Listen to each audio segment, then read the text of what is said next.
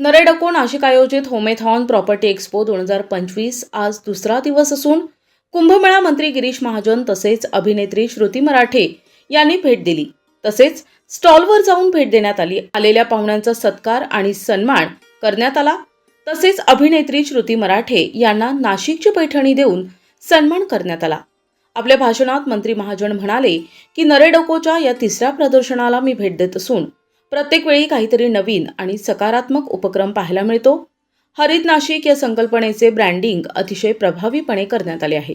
या प्रदर्शनाला जेवढे ग्राहक भेट देतील तेवढीच झाडे नाशिक शहरात बिल्डरांच्या लेआउटमध्ये लावण्याचा संकल्प अत्यंत कौतुकास्पद आहे। पर्यावरण संवर्धन आणि विकास यांचा समतोल साधण्याचा हा उत्तम प्रयत्न आहे।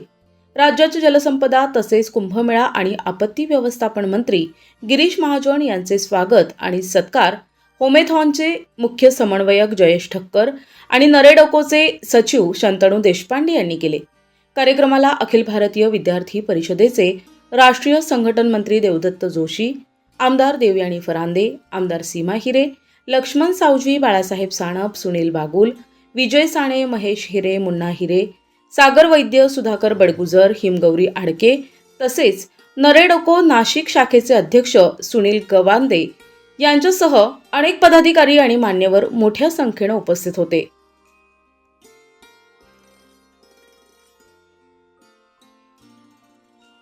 योगायोग म्हणावं लागेल। माझा येण्याचा कुठलाही कार्यक्रम नव्हता, आपलं आमंत्रणही होतं, पण अचानक वैजापूर मला कार्यक्रम ठरला आणि मी गाडीकडे वळवली। म्हटलं हा कार्यक्रम आपल्याला आज आयोजन करता येईल, तिथे हजर राहता येईल आणि म्हणून आपल्याकडे मी याकडे पण अतिशय मला आनंद झाला बघून की नाशिकमध्ये तिसऱ्यांदा मला वाटतं मी आपल्या कार्यक्रमाला या ठिकाणी आलेलो आहे। अनेक कार्यक्रमामध्ये मी या ठिकाणी येत असतो, पण ग्राहकांच्या सोयीसाठी अतिशय महत्त्वाचा असा कार्यक्रम नरेडकोच्या माध्यमातून अतिशय कमी वेळामध्ये लोकांना एकाच वेळेला कळतं कुठे घरं आहेत, कुठे आपण जाऊ शकतो, कुठे आपल्याला संधी आहे, व्याजदर काय, किंमत काय, अन्यथा प्रत्येक बिल्डरकडे फिरणं हे कोणाला शक्य होत नाही। म्हणून त्यातून ही त्यांना चांगली संधी या ठिकाणी उपलब्ध झालेली आहे आणि आपल्याला कल्पना आहे की नाशिक मला वाटतं आता महाराष्ट्रामध्ये सगळ्यात गतीने वाढणारं शहर आहे। सगळ्यांचं लक्ष आता नाशिककडे आहे। पुण्यालाही प्रेफरन्स थोडं देते तेव्हा प्रेफरन्स आता प्राथमिकता ही नाशिकला या ठिकाणी आहे। त्याचं कारण तेच आहे, तिथलं वातावरण चांगलं आहे, इथे सगळ्याच आहे, धार्मिक असेल, सांस्कृतिक असेल, सगळ्याच बाबतीमध्ये, शैक्षणिक असेल, सगळ्या बाबतीमध्ये अग्रेसर असेल तर नाशिक जिल्हा। बाजूला त्र्यंबकेश्वर आहे, इगतपुरी आहे, ज्योती आहे, हा भाग अतिशय निसर्गाने आहे। हे सगळा जो नाशिक जिल्हा आमचा आहे हा कृषी प्रधान पण आहे। द्राक्षासाठी असेल, कांद्यासाठी असेल, फुलांसाठी, भाजीपाल्यासाठी अनेक विविधतेने हा सगळा नटलेला आहे आणि म्हणून नाशिककडे लोकांचा ओढा या ठिकाणी आहे। अशी रिटायर झालेल्या लोकांना असं वाटतं कुठे असू द्या पण आम्ही नाशिकमध्ये त्या ठिकाणी स्थायिक होऊ, नाशिकमध्ये घरपर्यंत रिटायरमेंट झालं आणि म्हणून नाशिक खूप मोठ्या गतीने वाढत आहे आणि सगळ्यात वाढत असताना सर्वात महत्त्वाचा प्रश्न तो घरांचा असतो, निवासाचा असतो आणि अतिशय सुंदर इमारती म्हणजे मी आधीचं नाशिकही बघितलेलं आहे आणि आताही बघतोय। म्हणजे अगदी 2-3-4 वर्षामध्ये एवढा बदल नाशिकमध्ये झालेला की मलाही कळत नाही खरंच आपण ज्या रस्त्याने गेलो होतो का पूर्वी म्हणून त्या सुंदर इमारती या ठिकाणी होत आहेत। ते चांगले मोठमोठे शॉप्स आहेत, सगळे ब्रँडचे शोरूम या ठिकाणी आलेले आहेत मोठमोठे आणि अगदी विश्वास बसत नाही 4-6 वर्षापूर्वी नाशिक आणि आताचं नाशिक अशी स्थिती या ठिकाणी नाशिकची आहे। म्हणून आपला व्यवसाय अतिशय जोरात आहे, त्याबद्दल काही वाद नाही आहे। खूप छान वाटतंय। मला वाटतं नरेडको होमेथॉन 2025 हे त्यांचं तिसरं वर्ष आहे आणि यशस्वी पद्धतीने तिसरं वर्ष आहे।